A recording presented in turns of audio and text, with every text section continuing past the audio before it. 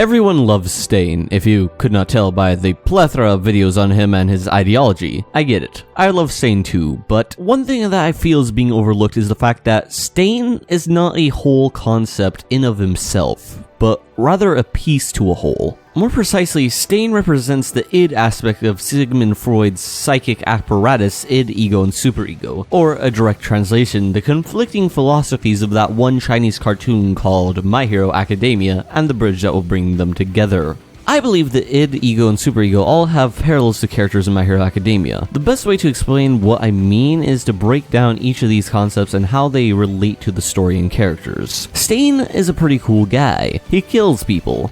And I like that. Who doesn't like that? And he will also work towards what he believes in no matter what. The only thing keeping him going is his own drive. Stain and the rest of the villains in My Hero Academia represent the id. The id represents basic human instinct and drive. This can be seen in the actions of both the hero killer Stain wanting to reform the current hero system, or the League of Villains wanting to kill All Might in order to satisfy a perverse desire. By perverse desire, I'm pretty sure the main villain just kinda gets off with the idea of killing the most important hero, but that's fine. In both cases, operating under the guise of the ends justify the means. The oddity comes in with the fact that both the id and superego operate opposite of each other's perspective representations. Heroes use basic emotion to drive their robotic approach to subduing villains, whereas the villains use organization and strategy to accomplish their desires. In both cases, the ideal of the ends justify the means is on display, and by most conventional moral standpoints, that is amoral or even immoral.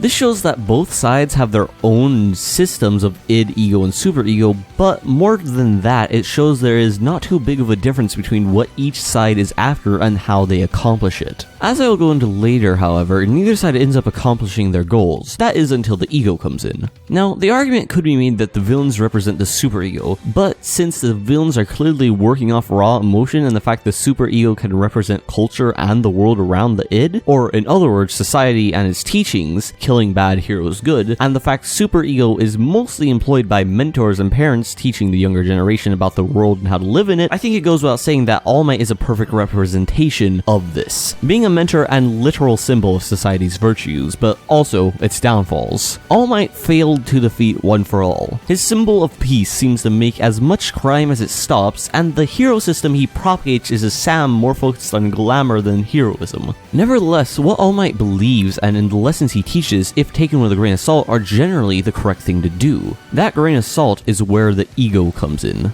Ego is the balance between the two opposing forces. No better to fill this role than Deku. He is driven by his emotional desires but uses calculated strategies to accomplish them. On top of that, he is the main focal point and the only person to understand both the id and superego. This informs his character by setting him up as a linking point or bridge between the new generation with their contrary ideals and the old generation who are established but never accomplish their main goals. What are their main goals? Simple. 1. Set up an ecosystem that encourages while sustaining heroes, allowing them to conduct justice while keeping evil from happening within their presence. 2. Defeat all for one. And as you would know by watching season 2 of My Hero Academia, they failed on both accounts. Before I continue, I have one question. How does one kill that which is unkillable? The answer All Might came up with was to hit it very, very hard.